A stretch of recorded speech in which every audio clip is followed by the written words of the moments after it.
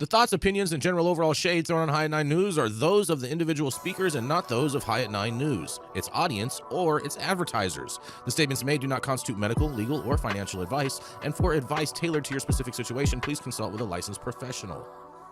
Welcome to the High at 9 News Hour, where you will hear from cannabis industry experts and professionals from around the country talk about important topics while shining light on global issues and discussing cannabis as it relates to politics, regulation and reform, data and technology, science, research and medicine, family and parenting, art, celebrities and entertainment, fitness, sports, mental health and wellness, and plant-based medicines and entheogenics.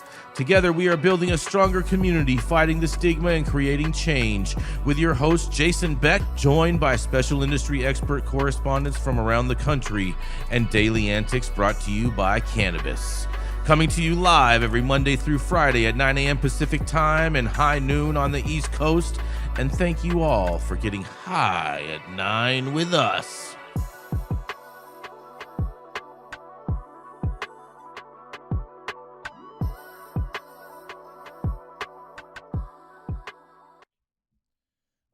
Yeah. Good morning, everybody. That's right. It is Tuesday, May 20th.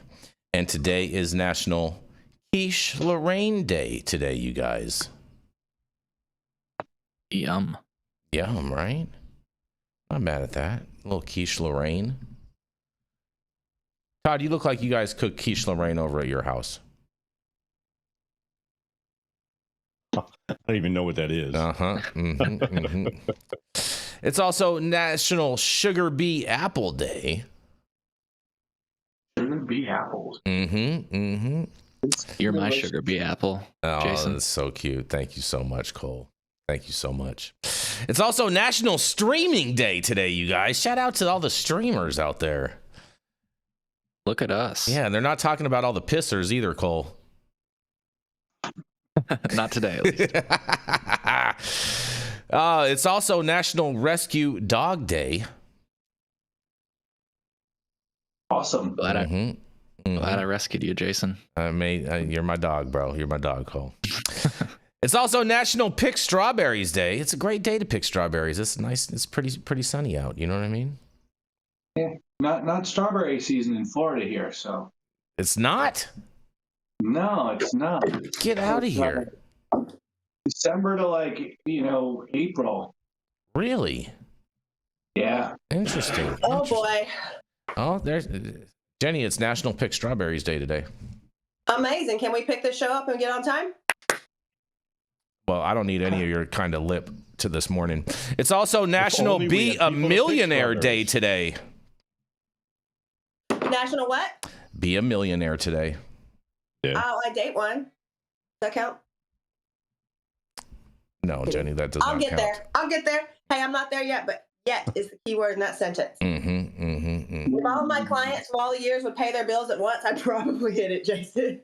And thank you all for joining us and getting high at 9 with us. It's also high noon on the East Coast. And please remember to like, share, and subscribe to us on all social media platforms.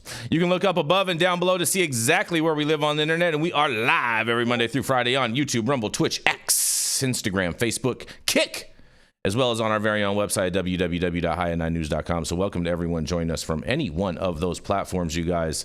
And we are going to kick it off with Miss Jenny Beth Dills. She's the founder of Kind Cannabis and of Justice Serve, a 501c3, and may or may not be America's sweetheart today. We shall see. That's right, it is none other than Miss Jenny Beth Dills. I mean, well, I'm taking you to a golf tournament, Jason, a really cool golf tournament today. So you should be excited, right? We'll see. You're not excited? We'll see. Come on, you love a Waldorf Astoria property, don't you? I do love Waldorf Astorias, yeah. And I'm actually trying to help the Trump administration get their property back from the Waldorf Astoria. So, yeah, shout out to them. Well, good. Well, let's keep that under our hat while we're enjoying the property. How are you helping? How are you helping? By continuing to perpetuate misinformation on behalf of the administration. Stop the cap. All right. Well, my turn. All right, so let's get this rolling. Yarrow, I'm talking about somebody else getting arrested, but I'm talking about it for a reason because the sentence she's facing is pretty fucking steep, you guys. It's actually really steep. A British teenager who was feared missing in Thailand has now been found, over 4,000 miles away, facing a possible life sentence for allegedly smuggling cannabis. 18-year-old Bella Cully from Billingham in County Durham was reported missing on May 13th after her family lost contact with her during what they believed was a solo backpacking trip through Southeast Asia. If you let your 18-year-old daughter go on a solo backpacking trip through Southeast Asia, I have questions, but all right. But in a shocking twist, Cully turned up at Tbilisi International Airport in the country of Georgia, where she was arrested with 12 kilograms of marijuana and 2 kilograms of hashish. Authorities there have formally charged her with illegally buying, possessing, and importing large quantities of narcotics, charges that carry a potential sentence of 20 years to life in prison. Cully, who reportedly is pregnant, is currently being held at Georgia's only women's prison. Her court-appointed attorney says she appeared terrified and confused during her first court appearance and chose to remain silent for now. Meanwhile, her parents have flown to Georgia but have been unable to visit her due to what they've described as paperwork issues. The UK's Foreign Office has confirmed it's offering support to the family. Prosecutors say they need 2 months to complete the investigation. Bella Cully remains in pretrial detention until at least July 1st as a legal and personal battle begins that could define the rest of her life. So, all right, she's pregnant. I'm wondering if baby daddy was involved in this. And he's like, come on, let's go, it'll be fine. But I couldn't imagine being 18 by myself in a jail in a country I've never been to, facing a life sentence because I did something dumb.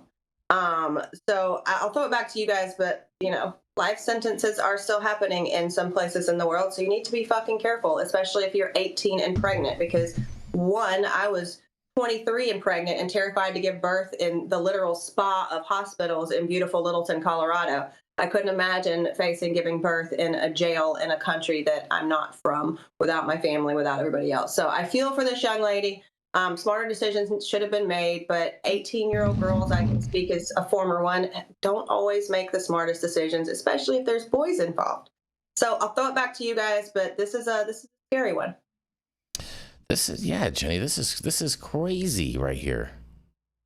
Very scary. Yeah. The fact that there's life sentences for cannabis, right? Well, she was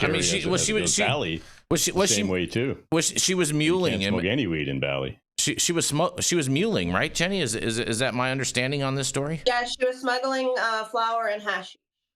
And how much was it? It was 12 kilograms of marijuana and 2 kilos of hash.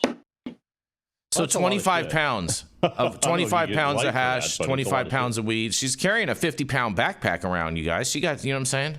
While she's pregnant. Well, she was backpacking solo, you know, she had to carry all of her things herself. Yeah, plus all of her other gear. Like, she could have had, you know, I mean, girls have a lot of stuff, so that could have been close to a 100-pound backpack by then. Plus her prenatal vitamins. You know what I mean? All their oleos, whatever they're called. Mm-hmm. What was that, Michael? And maybe those were her vitamins, you know, it's her medicine. Keep her nausea down.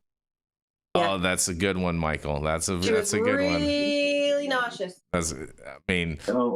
I'm gonna. Is this the Britain situation, but actually someone smuggling versus just possessing a couple cartridges, or what? So she's a British national. She is actually imprisoned in Georgia. Right. I was talking about the Brittany, Brittany Griner situation a few years ago, right? Life in prison for a cart. And in like 2015, 16, you know, in Oklahoma, it was 2 to life for a growing cannabis here in the U.S. So that wasn't far off. Mm-hmm. Interesting. Yar, are you with us? I heard you earlier, but I don't see you.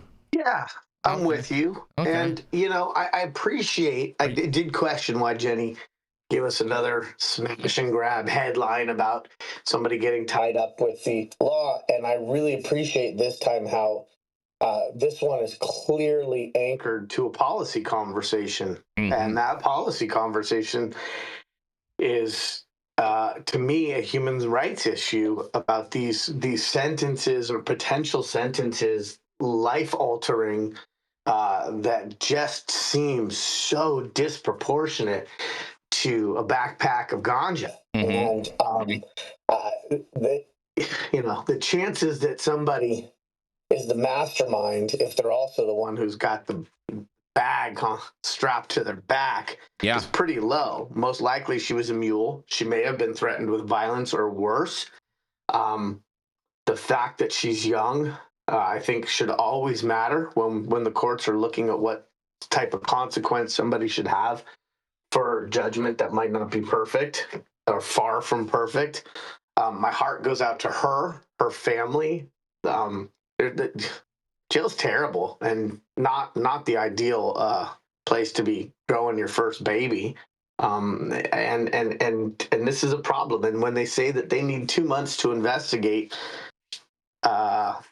it makes me really grateful for this country's imperfect criminal justice system, because that's probably 2 months that she's going to spend in jail while the wheels of quote unquote justice move slowly and they figure out what it is they think they know and why they think they know it. It's heartbreaking to think that these types of things are still happening. And this is not, when we think of Europe, we don't think of it as some sort of third world, Soviet gulag, but like really, this is happening now. Everybody should be really upset. Everybody should be upset about this. It doesn't matter if it's not your daughter. It's everybody is affected by these types of experiences, I think, in so much as the world doesn't get better as long as these types of things are allowed to continue to occur. Yeah. Michael, how would you defend this case? Well, first and foremost, in Florida, 25 pounds plus is, a first degree trafficking, potential 25-year felony. So, we do still have these draconian laws in this state. This is a very difficult case to defend with the amount of weight that she has. And when you have that amount of weight, it's just a per se trafficking, at least in this state, it's per se, you have this amount, it's trafficking, it's punishable, up to 25 years, mandatory minimums of a minimum of 3 years.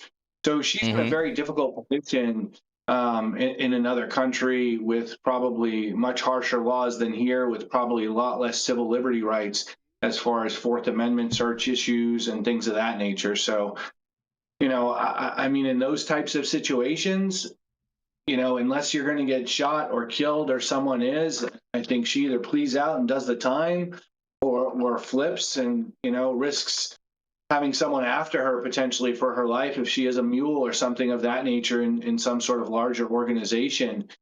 So it's a really difficult situation for this young lady. Yeah, she's like a modern day Billy Hayes. Where's Liam Neeson when you need him? Yeah, that's right. But this comes back to the fundamental issue, as Yarrow is saying. This is a human rights violation at this point. This is a plant given to us, and as our state just criminalized the possession of spores, psilocybin spores. As far as I know, the First Nation, this is nature. This is our earth that we are allowed and should be able to live off of and use in any way we see fit, as long as we're not hurting other people. And I think this is a human rights violation. The drug war in and of itself is it become a human rights violation in this world. And it really is something that has to stop. And this girl who may spend the rest of her life in prison, and if she doesn't have a strong government fighting for her, someone to try to get her out of that jail, I mean, she's probably spent some significant time in jail, I would expect. I would expect that too. I would definitely expect that too, Michael. Oh, yeah. And Billy Hayes should go out and try to get her out. Oh boy. Why do you think that would actually work? Well, because he escaped from a Turkish prison. Oh. It's tough to get out of a Turkish prison. I don't know. Maybe a Turkish headlock, but nonetheless, we're going to go into our first commercial and we're going to be right back.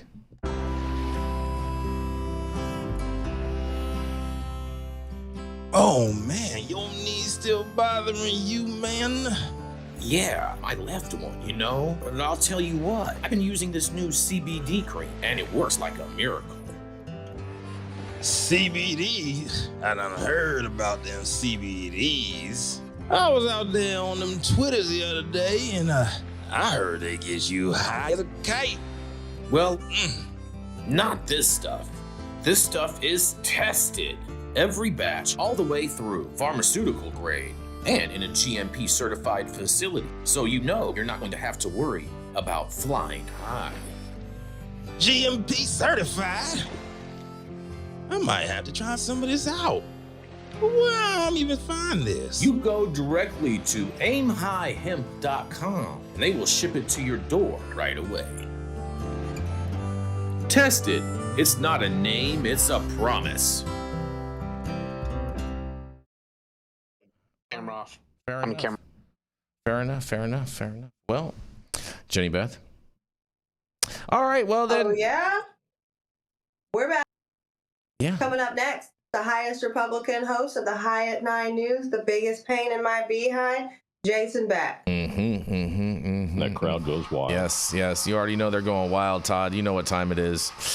Well, let me tell you something, man. Because get ready, Michael. I hope you got your calculator out for cop math because we're about to go into this into some numbers over here today. Because over $120 million in illegal cannabis seized in Central Valley in the largest ever eradication operation, California officials are saying, you guys. This fucking sounds like a bunch of baloney to me, but whatever. Thousands of pounds and plants of illegal cannabis worth approximately $123 million was seized during a recent multi-county operation in the Central Valley, California, officials said on Tuesday. Law enforcement officials said it's the largest ever cannabis eradication operation that spanned 3 counties, including Kern, Tulare, and Kings counties, during the week of May 5th, Cinco de Mayo, you guys. Dozens of warrants were served and multiple people were arrested and 9 firearms were seized, officials said in a statement. Officials said in all, agents seized 105,700 illegal cannabis plants and 22,057 pounds of processed cannabis worth $123.5 million. Michael. In a quote, they say, this operation sends a clear message that California will not tolerate illicit cannabis activity that threatens public safety, the environment, and the integrity of the legal market. Director of the Department of Cannabis Control, Nicole Elliott, said. The operation included officers and officials from multiple local and state agencies, including Kern, Kings, and Tulare Sheriff's offices, along with the DEA, the Drug Enforcement Agency, and the California National Guard and the California Department of Corrections and Rehabilitation. In a quote, this operation represents the power of collaboration across agencies with a shared commitment to protecting our natural resources and preserving the integrity of the California legal cannabis market. California Department of Fish and Wildlife Director Charlton H. Bonham said, it sounds like they worked with the DCC to create that thing because it sounds just like Nicole Elliott's statement, but nonetheless, in an additional quote, the scale of this historic effort and its successes would not have been possible without the dedication and coordination of every agency involved. Officials have credited the United States, the state's Unified Cannabis Enforcement Task Force in eliminating $650 million in illegal cannabis, destroying 800,000 illegal plants, and seizing over $1 million in cash during raids since 2022. And that's all of my story right there, guys. And I can't wait to hear what you guys have to say about this. And let's do some cop math. Let's do some cop math today. Here come the dispensary police. Yeah, right. These guys. Is that wholesale or retail? You know, I think they always estimated street value, Todd. Right. Yes. Yeah, that's broken down to the smallest increment. Mm-hmm. Right. Exactly. Sold by gram, right? By 1 gram at a time. It's worth $120 million. Well, so to my understanding, from my understanding, the Drug Enforcement Administration, they quantify everything at $25 a gram when it comes to cannabis. Really? Dispensaries are wishing about those prices, huh? Yeah, right. I remember those days. Those days were great. Even here in Florida, they're not getting that. Yeah, that's what I'm saying, Mike. Well, I mean, in all fairness, Michael, Jason, yeah. When they do $25 a gram, is that before the excise tax? Is that the 15% state tax, or does that include the 19% state tax? That actually includes no tax because it's the federal government, Yarrow. Because why would they charge themselves? If you add in the tax, $150 million. Yeah, if you add in the taxes, it'd be even more. You know what I mean? But because this is illicit product, Yarrow, that's why there is no tax on it, because the illicit market doesn't adhere to those types of requirements. Well, it's one way about the legal businesses, honestly, I guess. Mm-hmm. And I doubt any of that is really actually probably going to the California market, but. I mean, you know, it was here in the California market. It definitely was California weed and real California trees. There's rumors here that there's a lot of California weed here too. So, is that really rumors? Is that really rumors, Michael? Because I don't believe it to be rumors. Allegedly, Jason. Allegedly, I plead the fifth. You know, I'm just saying. 1, 2, 3, 4, fifth. Well, anyway, Yarrow, what do you think? I mean, I think that it's really sad that the DCC is involved in Prohibition 3.0 as a way of propping up the regulated market, and that we're still using street value as a way of justifying the cost of enforcement, and that we are now taxing regulated cannabis businesses to pay for enforcement against unregulated cannabis businesses, to me is super Orwellian, because this is not, I think, what people had in mind when they thought that regulating and allowing for adult use cannabis would usher in a new era. And look, I'm all for, you know, if there's a grow on BLM land that is dripping pesticides into waterways, like, I'm not in favor of unsanctioned environmental degradation to chase a dollar. So there is a place for enforcement, but I don't trust the authorities to get it right. It's fine, just don't fuck up the Shire, is what you're saying. Yeah, I think we answer to Mother Earth first. I do. Mm-hmm. Okay. Yeah. That was going to be. Go ahead, Carl. Go ahead. You got it. At least we know with the plant growing and stuff, if it's not having those environmental issues, right? It's helping the earth, pulling CO2 out, cleaning the soil. Mm-hmm. Yeah, and Yarrow really touched on my point in this story. I wish that if this is the case, it does seem the California Department of Fish and Wildlife were involved. Look, if the case is that these people were destroying the environment, diverting from natural waterways, et cetera, that I think should be the headline of this story. The cultivation of cannabis is sort of a sidewinder, if you will. But yeah, I think Yarrow put it much better than I just did. That, you know, if they're damaging public lands, that's the problem we should be focused on. And it is a bit Orwellian, like he said, that these taxes are going to the enforcement of the illicit market. But that's my take on it. You know, there wasn't an article, but I saw it yesterday that I was going to toot my own horn today, but regarding the issue, and I know there was one a couple months ago, but when more law enforcement activities occur, it actually increases the black market, causes more problems. There was one article about causing more overdose deaths in the area that they go in and do raids. So really, I think law enforcement's usefulness in these types of situations is kind of becoming extremely outdated, and they have to continue to fight for it so they can continue their law enforcement budgets. You're saying that more also, law enforcement creates more crime? Oh, well, boy. No, what I think what he's saying is that when prohibition, it creates supply chain scarcity, prices go up, and when prices go up, profit goes up, and when profit goes up, there's more incentive for people to participate. And to Yarrow's point, and I'll pass it back, that's called the iron law of prohibition. Google it, people, and smash that like button while you're at it. Yes, exactly. So make sure Speaking that of smashing, speaking of smashing, oh, Jenny, don't take it there. That's not what I was gonna say. This ain't Jersey Shore. But what I was gonna say is, I welcome the day where the efficacy of whatever mutated new form of prohibition exists. I welcome the day where we don't measure it according to pounds, street value, and guns seized. The street value is always a joke. The pounds typically include them weighing either the container or the soil encrusted root mass of all the plants. That's all of it. Mm-hmm. And the gun seized. That doesn't mean it's a machine gun those don't mean that they're not they could have been legally registered. Guns exist in rural environments in this country, and I don't know how they always find a way to make that wrong. They could have been BB guns, for that matter, or water guns. Yeah, no, Jason. Yeah, they could have been super soakers. Yeah. Bullet guns, They could have paintball been guns.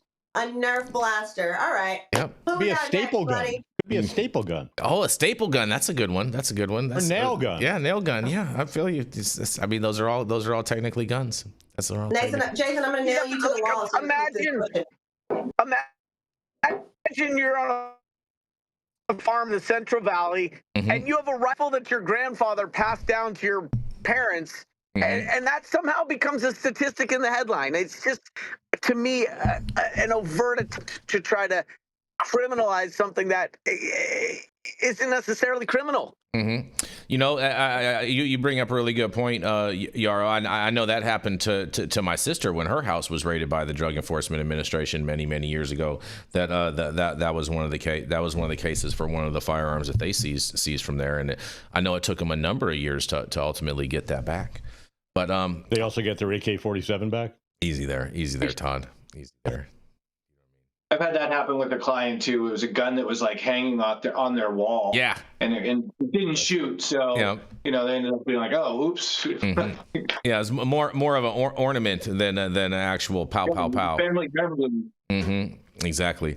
And we're going to keep this train rolling. We're going to roll right into attorney at law, Mr. Michael Minardi. Michael Minardi has been helping patients out in the Florida state, helping with legalizing cannabis out there for the past 20 years and helping keeping people out of jail. He is also going to be bringing us today a story for which he was all over the papers with yesterday, and I can't wait to hear about this. Give it up for Mr. Michael Minardi. Boss. Thank you very much. This is Michael Minardi's Minute here on High News at 9. Happy high noon to everyone here on the East Coast.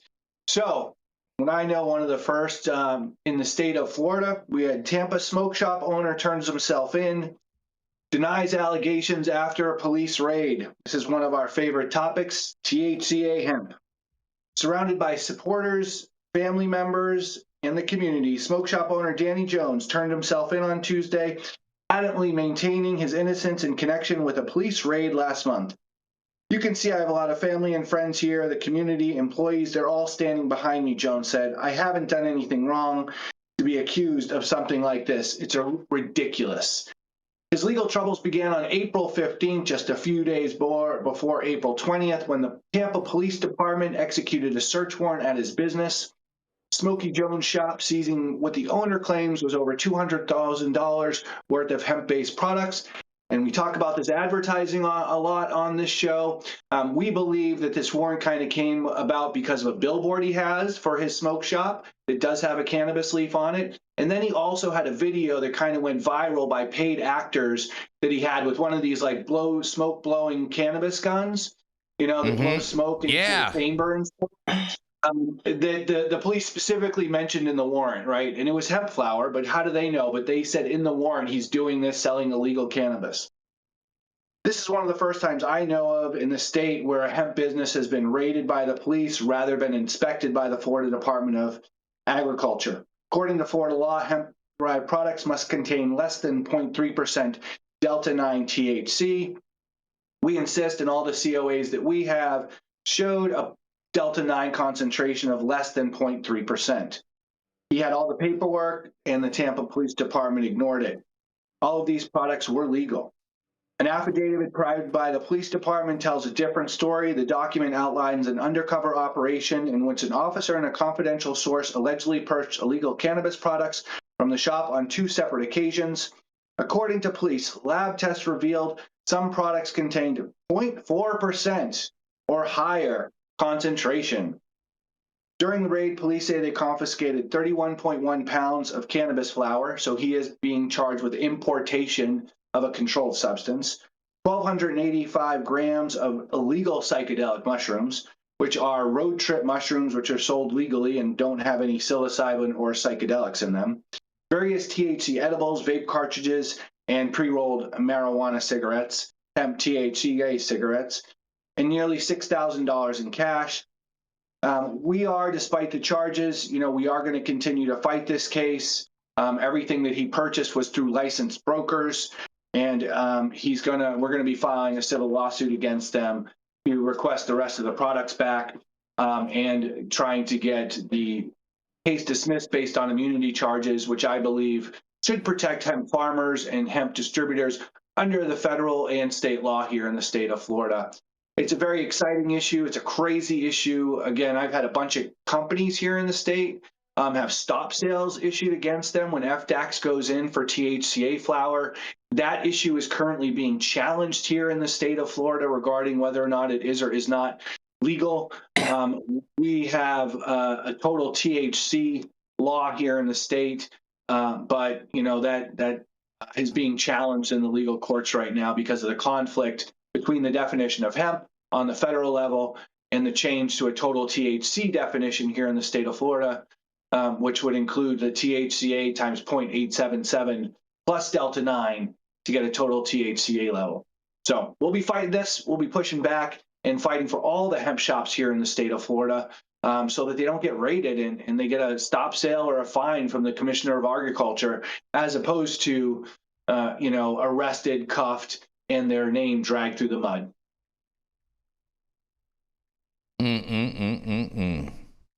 Also look very handsome in the video that's on the website. The story came.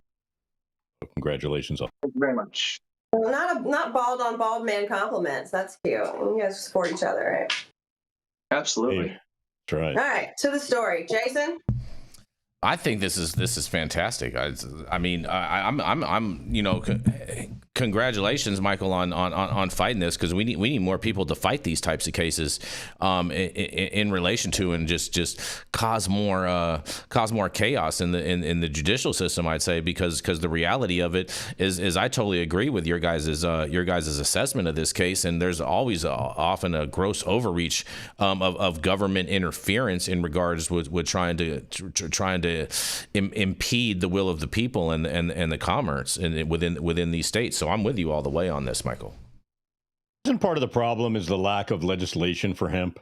And just so vague and so open to interpretation, right? How does anybody know what to follow, right? Not only guys in the shops, but the cops as well.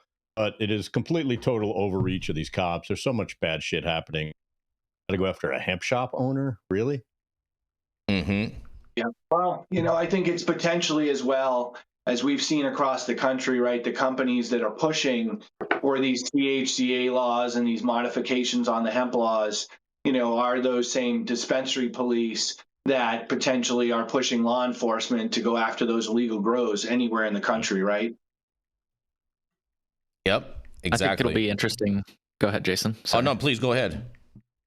I just said I think it'll be interesting to see how this all plays out and continues forward. I know that, one of the largest cannabis companies perhaps in the world, I think one of the first MCOs, multi-country operators, Curaleaf, has just opened a hemp shop in Florida, and they just announced on the Dales report the other day, or rather reestablished the fact that they will be selling THCA products in their store, at least in Florida. So, it'd just be interesting to see how this plays out. I guess my final quick take on it is it's just unfortunate, and I'm glad that Michael, you're there to fight for the people that need protection from these arcane laws.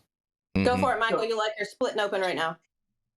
Yeah, because it's crazy. They literally closed one of their MMTC locations and opened it up as Curaleaf Hemp Co. Yeah. Blows my mind. Mind. In downtown West Palm Beach. Mm-hmm. Exactly. And they further announced that they're going to continue and split since their stores are so big, they're going to continue to have an MMTC on one side and then their hemp store on another. Sorry, Yarrow. Oh, no, it's fine. I guarantee that nobody's going after Curaleaf. Doesn't matter whether they put up a billboard, doesn't matter whether they got a big blower with smoke coming out. They're not going to go after the big guy. And so if justice truly is blind, if this is really a prosecutable issue, I think the litmus test is, do they go after the incredibly well-resourced multinational? I'd bet a body part they don't. Well, Which I body need to part, tell you, Yarrow? Which body part? Mm-hmm. It matters. hopefully his Well, mouth so maybe. Jenny and Todd, you each get a different body part. I'll leave it to the viewers to decide which those are. Todd, you get the asshole. Oh God. Todd gets a foot, Is and you that get all of them? barely under a foot. Ah!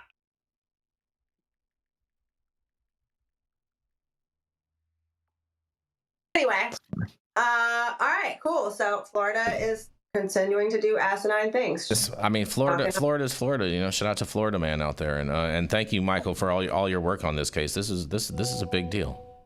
Very big deal. I'm hoping the next commissioner of agriculture in the state will provide more protections and backing, for our hemp industry, like Nikki Fried did when she was there. That protects them and requires law enforcement to go through them before they start raiding these shops that have been paying money every year to be licensed here in the state. Mm-hmm. Mm-hmm. Fair enough. And on that, we're gonna roll into our next commercial, and we are gonna be right.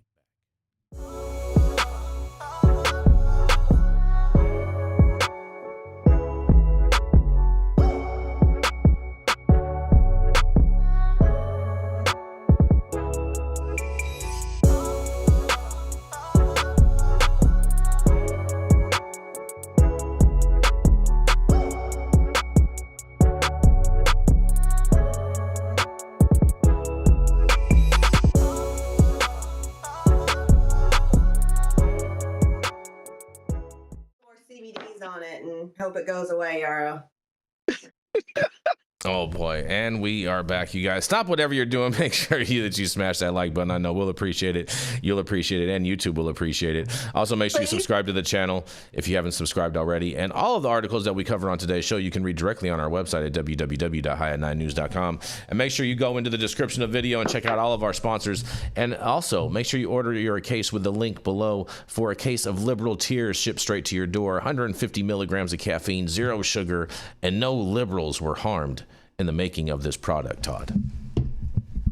I just ordered the summertime strawberry salad when added steak on top here at Anna's. Make sure you do the same thing too next time you're in downtown Long Beach. Come on down and check out Anna's joint on the 400 block of Pine Street. They have amazing selection of beers, foods, and when you come down here to Anna's, you can even challenge me to a game of shuffleboard if you want to lose. Did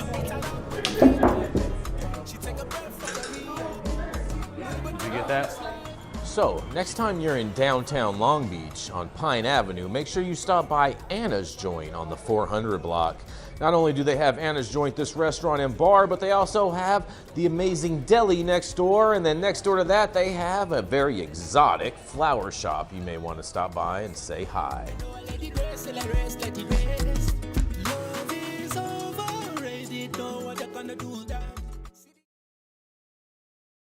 Cole got Yes. you one time, Jason. And we are back, you guys. Cole got lots of jokes. You know what I'm saying? We really enjoy having Cole on when he's able to participate. So you know what I mean? All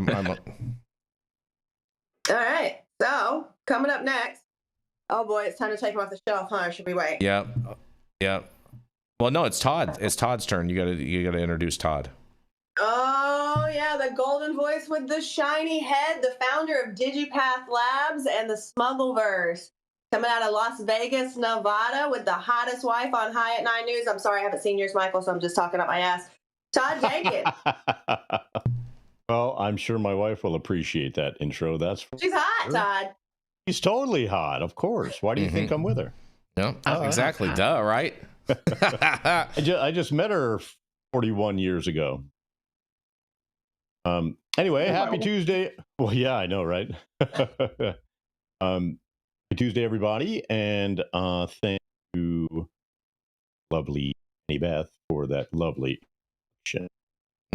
So, Washington lawmakers cut funds from groups helping to vacate unconstitutional drug conviction.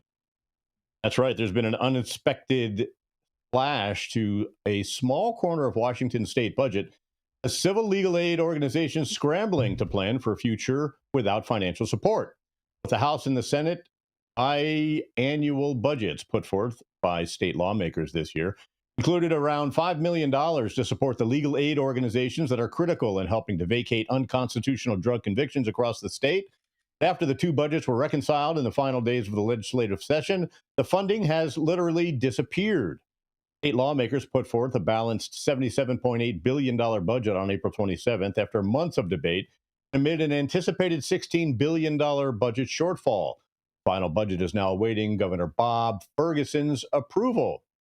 It's a gut punch, said Camarina Zoruza, the legal director and co-founder of the Way to Justice, nonprofit legal aid organization based in Spokane that has relied on the funding since 2021. He said the rug was just pulled out from under us.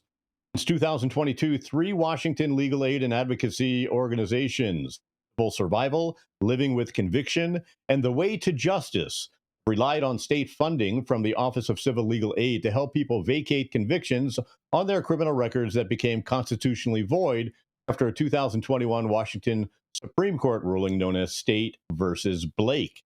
The Supreme Court found that the state's simple drug possession law to be unconstitutional because it lacked language related to intent, cornerstone of the U.S. legal system.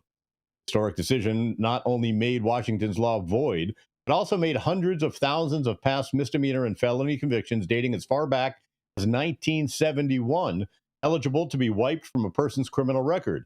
For any financial costs incurred, eligible to be refunded by the state. New law criminalizing drug possession, coined the Blake fix, went into effect in July of 2023.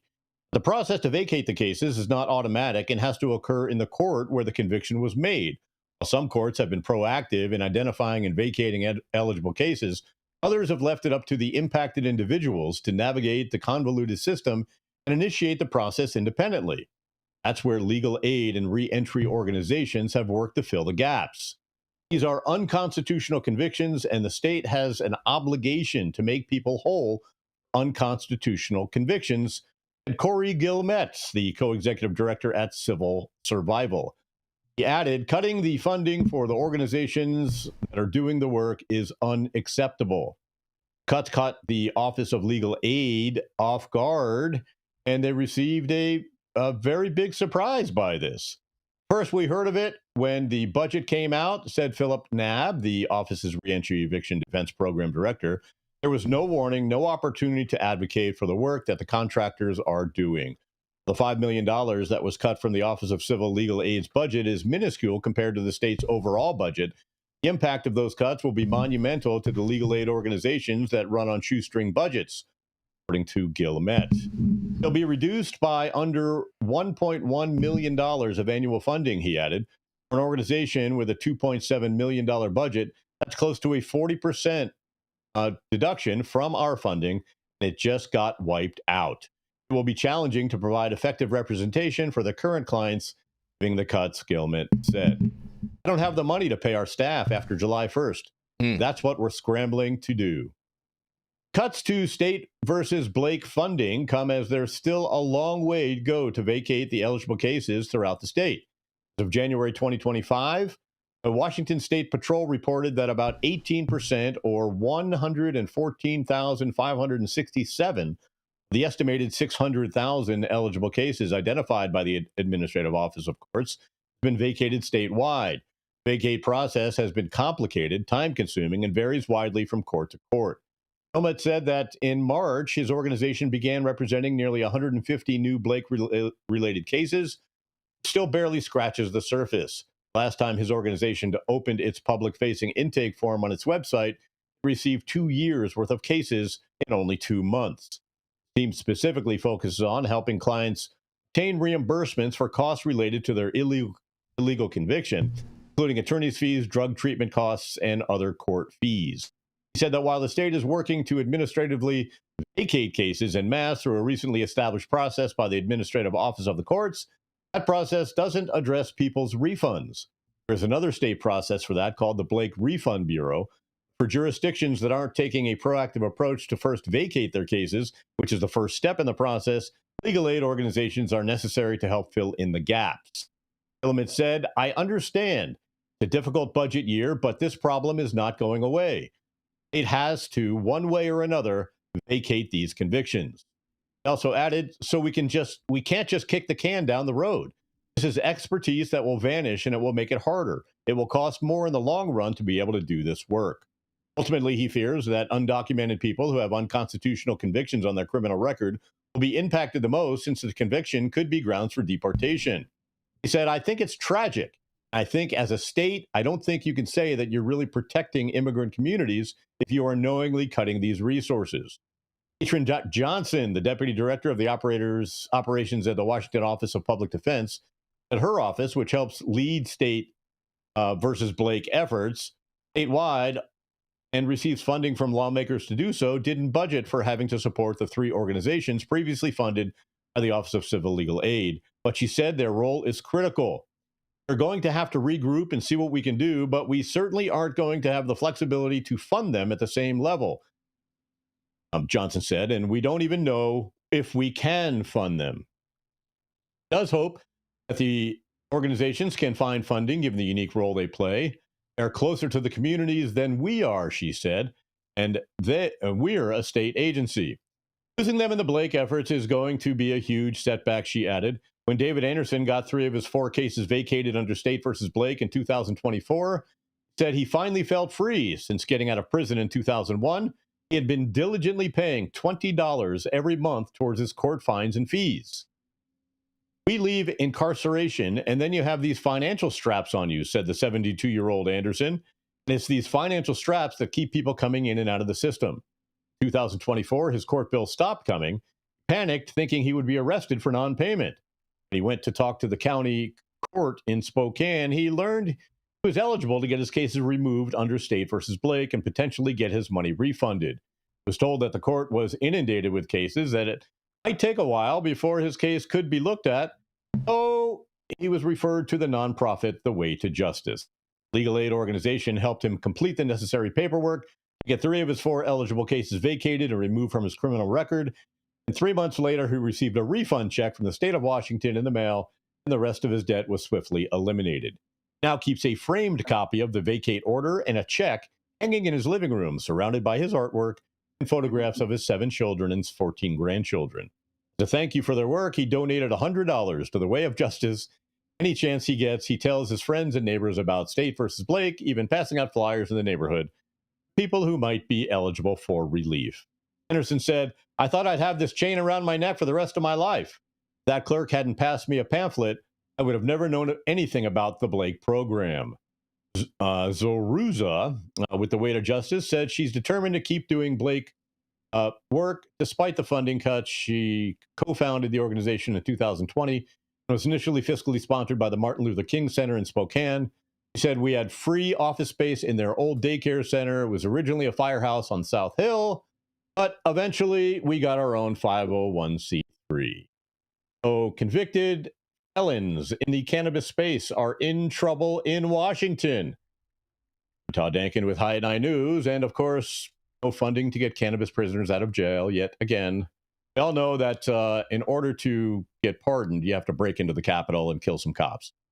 Todd Denkin with High at 9 News. What do you guys think about Washington cutting the funding to help these prisoners get their money back and get their conviction waived? I'm a little confused. Is this because this is federal funds that the federal government is allocating for, and those federal funds don't usually commingle with state funds. Oh, these are state funds that were supporting these 3 organizations. Then what does Washington D.C. have to do with it? I'm confused by that, Todd. Washington D.C. has nothing to do with it. It's Washington State. Oh, okay, all right, that makes okay. Come on, Jason. I was really confused by that. I'm sorry. You know what I mean? Got it. It's okay. Listening ears, baby. Listening ears. I've been listening with both ears all day, Jenny Beth. You're doing a good job, Jason. Yeah, thank you. Thank you very much. Go ahead, Michael. No, Michael's going to have a comment. As someone who runs a nonprofit, that part of we do sealing and expungements clinics for people to clear their records. In Florida, it takes a year. I think it's amazing, and it was great that the government was even funding programs for that, because I don't really see much of that here in the state of Florida where the government actually pays for it. I really think these things have to be done automatically. on the state level. I mean, again, in Florida, it takes a year for a misdemeanor cannabis charge to seal or expunge it. And it's a little ridiculous in cost, and sometimes it's difficult if you don't have an attorney to do. So we've done clinics over the past few years to help people out, and it's ridiculous. Once you start talking to these people, you realize the impact of minor cannabis charges can have on their lives, on jobs, on where they live, certifications, licensing. It's really crazy, and so. It's travesty to those people who just want to work. Mm-hmm. Yeah. Mm-hmm. Ron DeSantis step in and get an executive order and just make it happen? Yeah. So him and Rick Scott made pardons and stuff like that more difficult. We passed a constitutional amendment, 2018, I think, that made it easier for felons to kind of get their rights back, and they fought that tooth and nail. Every step of the way. So now that he's a felon, he'll probably change that. Well, DeSantis is also a military guy and also very historically self-serving and opportunistic. So unless it's going to absolutely support him or maybe throw some money into his wife's nonprofit, I don't see DeSantis getting. No, I don't see it happening. Yeah, I don't see it. I'm with you guys on that. I don't see it happening either. Yarrow, are you with us? Support him because cheer for the party, but I'm one of those Republicans that cheers for the policy, and I can't get behind his opinions. While Yarrow's getting himself unmuted, go ahead, Yarrow. No, you go. I was just going to quickly say, I think that Michael said it best. These things should be automatic. The fact that the state is responsible for what has happened and they're not automatically going, there's not some mechanism to automatically undo what they did is a huge problem for me. And we've seen it play out in states like Illinois where, cannabis is supposedly legal, but people are still trying to get their charges expunged. They have to file paperwork. It's a huge problem. It's a huge problem, and I'm glad that I let you go because you complete me and literally said what I was going to say. But it's also a huge cost. This idea that people can be reimbursed, like government's got to do better than that. If they can't do this with an economy of scale approach, then what are they doing? We built the Panama Canal. We put people on the moon. Why can't they do this in a way that is scaled and systematized? And why would a reimbursement model for expenses ever be the right approach? Mm-hmm. That's I think that's very, very fair. Very, very, very fair. Todd, do you have anything else you want to throw up on this? Oh no, I just think it's just a shame, because everyone has stated, it's such a travesty to not only the individual but the individual's family, their friends. Did they say it has such a far-reaching effect? They've been funding a lot of these programs for a while in Washington, and Washington has had legal cannabis for a significant amount of time. I mean, is it possible that they feel that they've had these programs open for long enough that if people didn't want to take advantage of them within that time, then it's time to defund them because it's just kind of the thing that's going around the country. If it takes a year, I mean, how do you defund something? Somebody could be mid-process, right? And most of these folks, don't have the money to hire a lawyer. Most of these folks just walk away because they can't fight it. Washington has had legal weed, since I want to say like 2013, 2014. Right, so this should have been done already. I agree. That's my point. You know what been done fixes this problem? Not criminalizing people further for a plant, and the people who've already been criminalized for a plant, automatic expungements and sealing of records. Well said, Jenny Beth. It's not that hard to search into the database by charges. Simple. Filter if there's a gun charge on there. And he's for governor. I think it's a little more complicated than that. I'm not going to Washington. That weather sucks. I just wanted to add a point that Michael made earlier. I'm not completely, I wouldn't say I'm at all versed on Washington cannabis laws, but I'd be willing to bet you, just like almost every other state, that if you're in possession of a certain amount, that it's still, a matter that's dealt with as a criminal offense rather than a business offense. And so I guess my point in bringing that up, Jason, is like, if the program was defunded. I still think that's wrong. You know, like that story that we covered earlier with the woman with the backpack or whatever. Like, you know, and I think if, first of all, you shouldn't get charged at all for that. But if you do, these programs should be there to assist. So. Well, that's a whole nother country, bro. That country got a whole bunch of other problems that they got to deal with before they even get to the level of where Washington's at. But I'm willing to bet that a lot of this is just because they like, hey, we ran this program long enough. If people didn't want to take advantage, they shouldn't expect that these kinds of things are going to last forever. Everything kind of has an expiration date, especially the milk in your refrigerator, Todd. And so, you know, maybe it's time. You know, Doge just kind of the movement that's going on across the country, and maybe this is just part of Washington doging itself. Look at you getting behind this. Jason, I want to know the last time that someone was arrested and jailed and convicted of a cannabis offense in the state of Washington.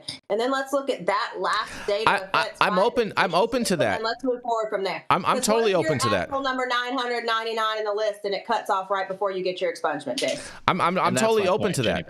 I'm totally open to that. I have long enough. Yeah. Should have taken. I'm just asking as a question. You know what I'm saying? None of you guys are giving me the answers. Jason said, stop attacking me. Yeah, I'm just saying. None of you guys are giving me the answers to the questions that I'm asking, and I'm just, you know, I think it's reasonable questions to ask. That's all that I'm saying. That's all. And on that fundamental question, is it older cases versus newer cases?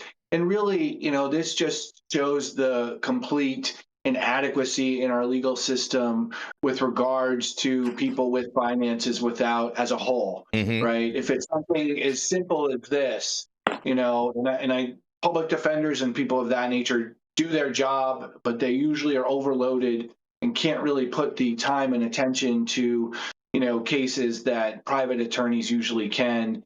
And so, you know, if these have thousands of cases over the years that have been people that have been racking, you know, charges for, you know, 30 years of prohibition, and now they've had 5 to 10 years to fix it, and people are still getting arrested during that time, you know, then it probably isn't a reasonable timeline, and should be automatic, and that system should be done. It's not criminal anymore. These people, you know, shouldn't continue to be punished for the rest of their lives for something that's legal. Yeah.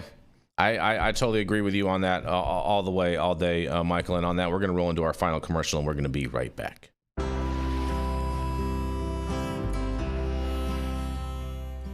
Oh man, your knees still bothering you, man?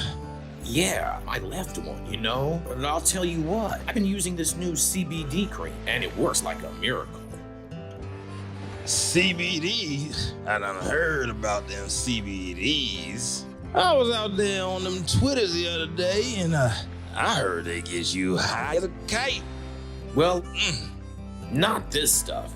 This stuff is tested. Every batch, all the way through, pharmaceutical grade, and in a GMP certified facility. So you know you're not going to have to worry about flying high. GMP certified? I might have to try some of this out.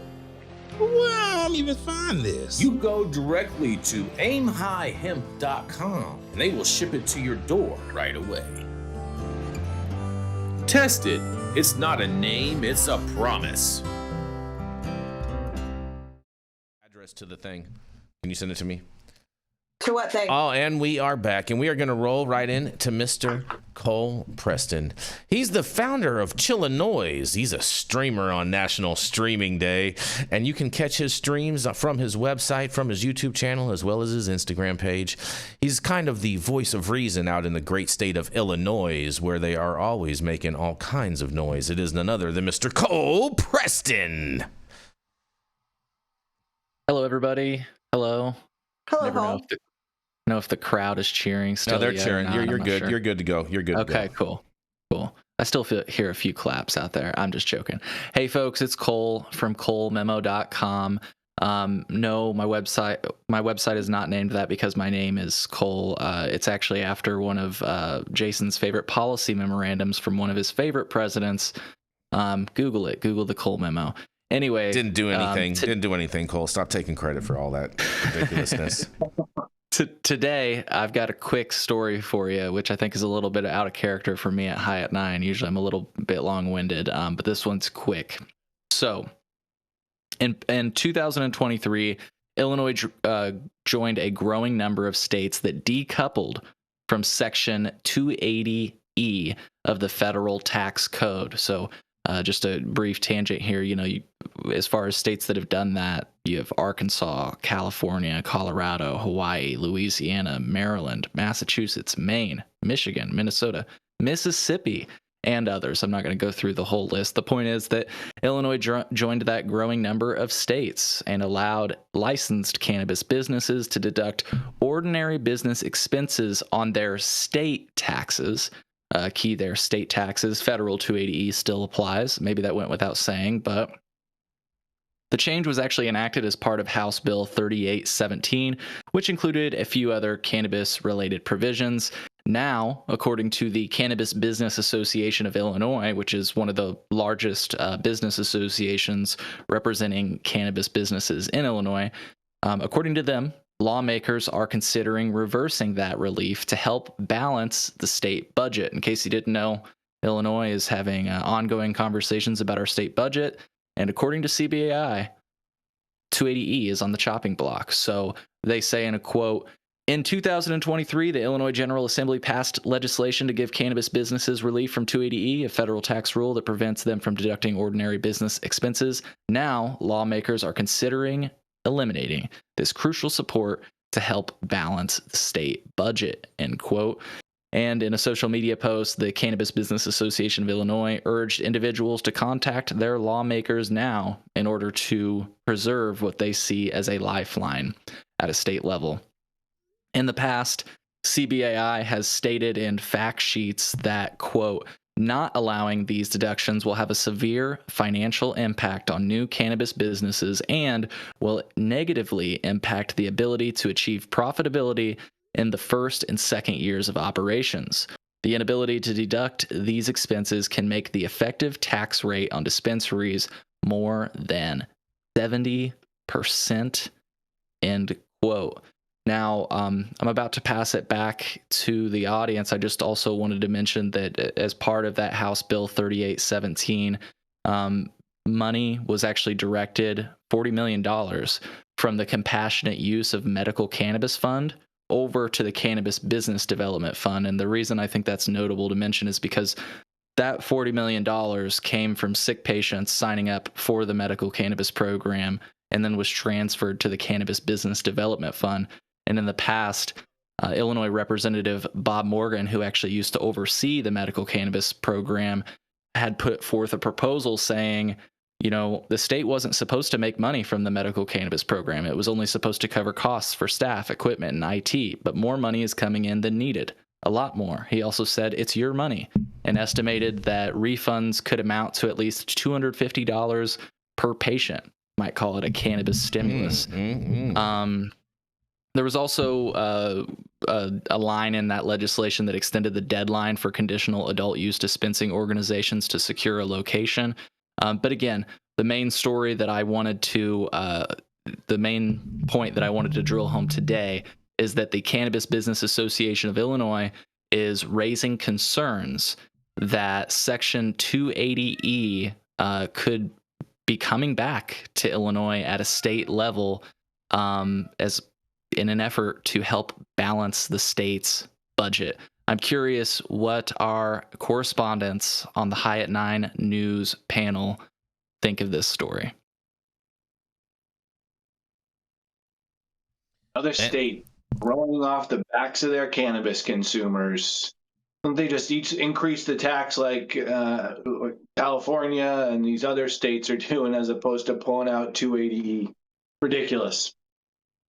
My concern is that when you eliminate 280E, it'll probably come along with federal taxation. And so that'll be an opportunity for people to write off things they hadn't previously been able to write off, but it will come with an obligation to pay the federal government where they haven't had a federal tax before. Which is worse? That's the question. I mean, anytime these states take this thing to help mitigate 280E, I'm all in favor of. But the thing about it though too is the portion that you pay on your state taxes in relation with 280E is very minimal overall as far as what you pay to the federal government. And if the state really wanted to provide relief, they would lower their overall tax structure for what they're receiving on all of these cannabis products in the first place. So it's kind of like, yeah, it's nice and it's grateful, and I don't want to, you know what I mean? I don't want to poo-poo it because it is a good thing. Anything that lowers taxes, I'm all in favor of. But it's really kind of, you know, this. Well, it's interesting the different ways the states are using the cannabis industry to gain money, right? So in Florida, we have no tax on medical. So what did our governor do? He pelted all the MMTCs with a $1.2 million licensing fee every 2 years. Mm-hmm. But no tax. Right, for the patients, exactly. Yeah, so I did some digging through legislation, and I've not personally seen a bill materialize. So that's why, if you noticed, I didn't mention a specific bill that includes this cut. It's just something that the Cannabis Business Association of Illinois has been posting about, and they're pretty well tuned in to the legislature, so it is possible that it comes up. And I don't know, I just think it's worth mentioning that my only thought on this story is that as of my last check, if you look at the Cannabis Business Association of Illinois' website, Curaleaf is a member of that organization, and there are several other big cannabis companies as well, but Curaleaf, notably, as we mentioned earlier in the show, has opened up hemp dispensaries in Florida. They just recently announced they're going to be opening up one in Chicago. GTI has opened up a hemp dispensary in Chicago. Notably, GTI is not a member of CBAI. The point I'm trying to make with bringing up these companies, one of which is a member of this association, is that when you do something like that, when you open up a hemp retail shop, for lack of better words, I'm under the understanding that you don't have to pay 280E at the state or federal level because it's, you know, descheduled cannabis essentially. And I guess my point in bringing that up is I'm just curious. I know that many different states, including those with like my own, with a cannabis industry, are looking to shut down hemp. And I just can't help but wonder, why not take the best parts of hemp policy, like the ability to avoid 280E entirely, and fold that into the regulatory structure? I'm always kind of puzzled by the hesitance to embrace some of those benefits. But that was my only piece of commentary on the story that I wanted to share. I don't think they have the power to do that, Cole. That's what I wonder if, you know, and I guess my question, maybe to pitch it back to you all, is I know Minnesota codified the Farm Bill with regard to drinks, and I meant to do some research before the show. I didn't have the time, but are those businesses, the ones that are exclusively selling Farm Bill compliant, state compliant now, drinks in Minnesota, do they have to pay 280E? No, they're federally legal product.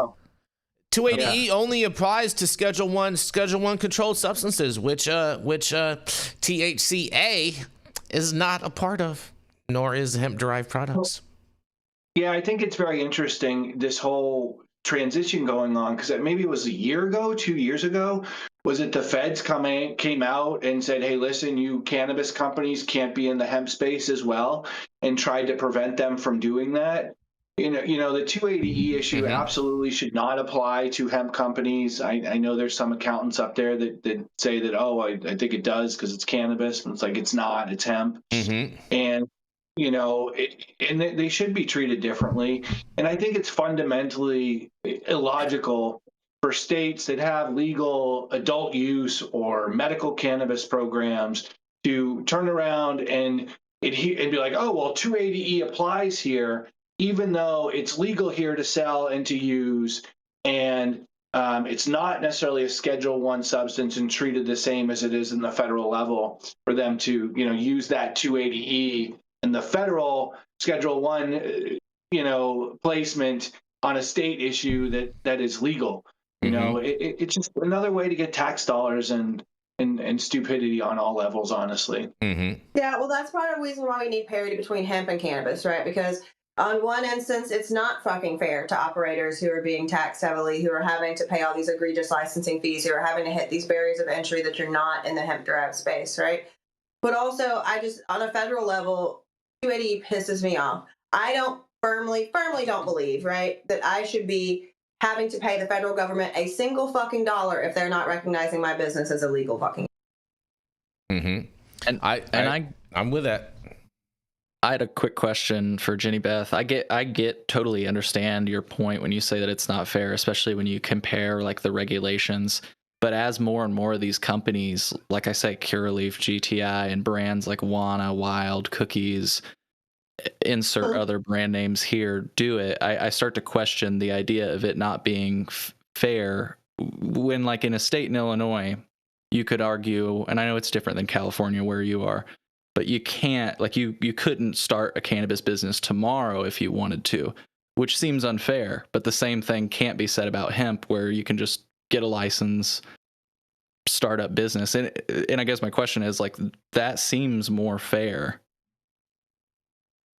because nothing's stopping you. I don't know, because if I'm a mom and pop cannabis company struggling to survive, I can't start a CBD company tomorrow either, because I just don't have the capital to do so, right? I mean, you can still get licensure in Colorado, you can still get licensure in California. There's still, it's not, and this is part of why it's difficult, is because we can't just say, hey, you know what, I'm going to start selling weed and then tomorrow open a shop, right? There's barriers to entry, and that's a larger portion of why it's so fucking unfair, is because they're sitting here with these tremendous run rates before they can ever make $1, and then being taxed at a heavier level on top of it. It's a very frustrating situation, and I've been in both spaces for a long fucking time. So I totally get it, but there needs to be parity. Fair enough. Jenny Beth, we lost you. We lost your audio.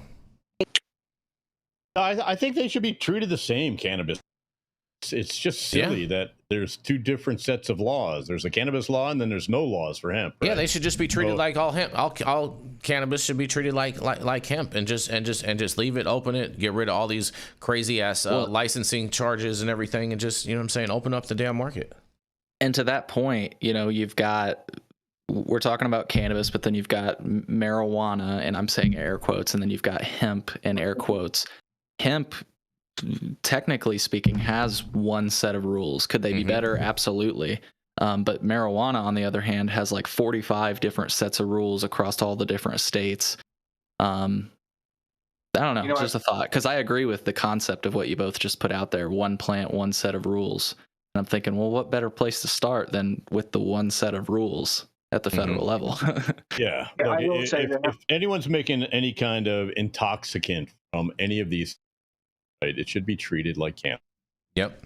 And I agree, Jason, that cannabis should be treated like hemp, and we should be able to get it anywhere, right? And move all of the restrictions, but that's just not feasible. It's just not going to happen, right? Especially with your party. It needs to. Oh. It's way more likely to happen with my party than your party. Your party just likes to gaslight everybody and make broken promises on everything. That's their story. In the interest of keeping this party pushing, Michael, did you have something to end on? Yeah, just two things. Unfortunately, there are 50 different state laws on hemp, and I think, and I haven't followed up on the cases, I believe Curaleaf and Trulieve had sued the government based on some 280E issues and seemingly won an award for a refund at some point. So I don't know necessarily what's going on. I believe those cases are still going on. So I think fundamentally it should be a due process and a right to business issue at this point regarding it being allowed and legal, and they accept tax dollars on it. So they're like, oh, it's illegal, the Schedule I substance, but we'll accept tax dollars, but you can't deduct everything. It just becomes a disgusting, sleazy excuse for them to, treat this industry different than any other business. It's a shakedown. It's literally a shakedown. Absolutely. Oh, Jason, did we do our last commercial, or do we got another one? No, we just need you to introduce the elf on the shelf. You got to pick him up and pull his string, Jenny. I'm gonna do it, and you know what? He hurts my back, so thank God I'm judging the Head Stash Bash in New York. So I got all my rosin here. Really excited to start smoking these samples, you guys. If you're in New York, you can come say what's up to me in June in person. But yes, I judge rosin. Yarrow judge's carts. We're going to lift him off the shelf. The angriest elf on the high at 9 shelf, a real estate guru. Once got in trouble for some weed stuff, so now he's a guru, not an agent. Don't get that twisted, but he still knows what the fuck he's talking about. The angriest elf on the high at 9 shelf, Mr. Yarrow Kubrin. And the crowd goes wild. Yes. The crowd does go wild, and that's important to me, of course. So, real quick here, because I know we're over time, but my article today is about yet another robbery of a cannabis dispensary. This one owned by Bill Maher and Woody Harrelson in the woods down in Los Angeles, and all of these thieves were caught on video. And the reason I picked this article is because I think when we cover articles like the DCC enforcing against the illicit market, my wish would be that the enforcement is against the blatant thievery, systemic robberies across licensed cannabis businesses that seem to be under-prosecuted at best. And so here we've got yet another one, celebrity owners. Hopefully they'll do something about all these people who are caught on video. It's a travesty. Support this dispensary by going back and purchasing. Support all dispensaries by taking advantage of the value and quality they can provide. And hopefully the authorities will do something about it this time. High profile and sad face emoji. Yarrow, did you say Bill Maher owns that one? Yes, he's a co-owner. Mm-hmm. Marijuana. Yes, marijuana. That's cute. See what you did there. Yeah, I can't take credit for that. He did that joke. Just wanted to Woody get Harrelson also. Yeah. Yeah, well, that's you know what I'm saying.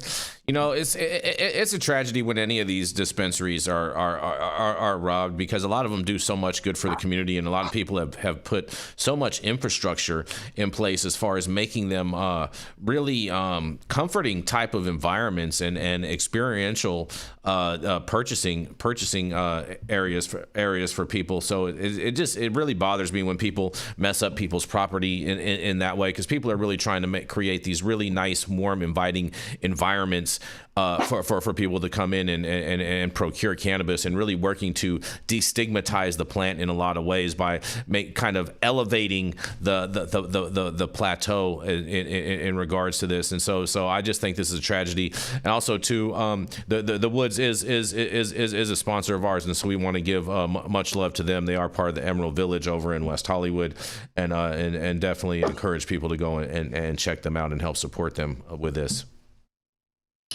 Real sick of our shit getting busted into. Real sick of the police response time. Real sick of the fact that I know exactly where that shop was located and how many fucking West Hollywood sheriffs pass by there constantly all the fucking time, and the proximity it is into the West Hollywood sheriff's office. And I don't understand how they were able to spend so much time in that facility. You know, I totally agree with you, Jenny Beth, and even just to add some icing on top of that cake, you know, I've had a dispensary in West Hollywood since 2004. And when I first came to West Hollywood Sheriff's Department classified us as the same response time as a bank.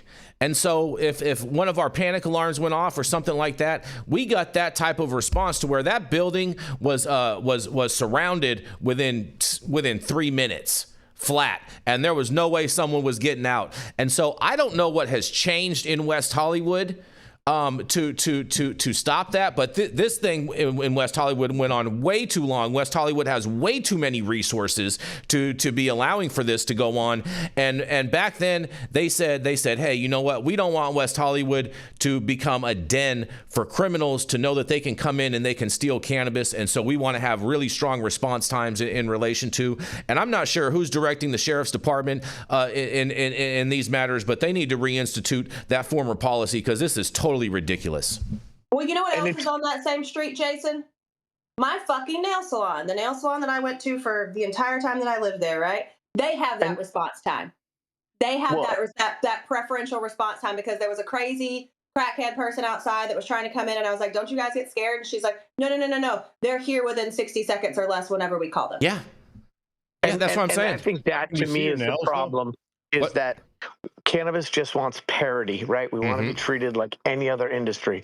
And so what's the response time to a jewelry store? What's the response time to a bank? And I understand that some entrenched law enforcement circles are like, look, I'm not risking my life to save your vape cartridges.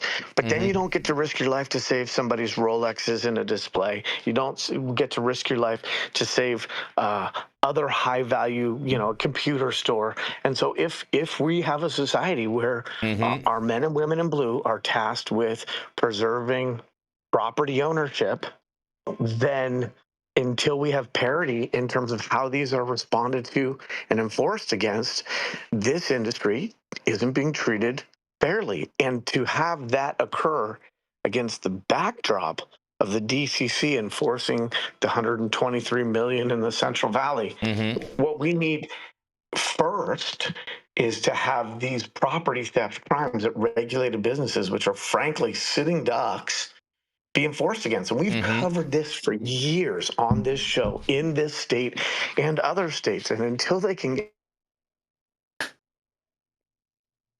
We lost you, Yarrow. We lost you, Yarrow. Yeah, I completely agree. Until they can get that right, it's hard to argue that somebody has an incentive to be a regulated business. Yep, exactly right. Yep. And to summarize, I'm sick of writing reports. Sorry, I do the compliance side. So when these things happen, I have to write off all the product and deal with the police and all that. And the last time I had a break-in, we had two, one in LA and one in Oakland on the same fucking night. Oakland PD, by the way, still hasn't responded. It's been a year and a half. So, all right. Jenny Beth, I got a question for you because I was going to ask this question, but realize you might be the best person to ask. In your experience with doing that, which sucks, I will say, is it usually that they're going in and getting cash, or they getting product, or a little bit of both? Like, what do you... They're stealing product. They're getting... Jason!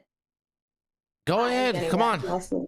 They're getting everything. They're taking everything. They're taking, in instances they can't get into the drop safes, they're just taking the fucking drop safe. We had a freaking Billionaire Boys Club, like, golden, chintzy fucking refrigerator. Tabletop refrigerator. They took that shit too. Like, they're taking everything that's not nailed down. They went through my paperwork drawers. I don't know what the fuck they're going to do with my bank statements, but they didn't get those, thank God. They go through everything and they take anything that they think might be of value. You guys didn't have your drop safe nailed down? It was not my idea. Crazy. That's asinine. Idiots. But nonetheless, you think that they would want to respond, because doesn't stealing stuff from a legal dispensary then just likely put that on the black market? They don't care about that. They don't care about that because cannabis is such a low level offense that they don't get enough brownie points to, because the name of the game, Michael, as you know, is the bigger the bust, the bigger the boost, and they don't get the points for those busts anymore like they used to back in the 80s and 90s.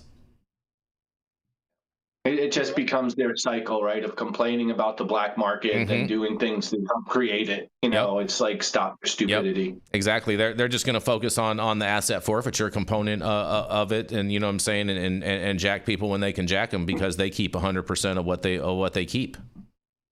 Yep. And on that, we are going to keep this thing rolling. Thank you all so much for getting high at 9 with us every Monday through Friday at 9 a.m. Pacific and high noon on the East Coast. Big shout out to our audience and supporters for tuning in daily and listening to the insanity that is the developing cannabis industry. Huge thank you to Aim High Hemp Distribution, Tested, and Catalyst for helping us keep the lights on over here. And thank you to our correspondents for being absolutely amazing. Thank you to Cannabis Sativa L for giving us a reason to do this every day. And thank you to Cloud Media Partners Anthony out there in the metaverse. And thank you all for tuning in and getting high at 9 with us. We are America's #1 daily cannabis news show. And we're off, you guys.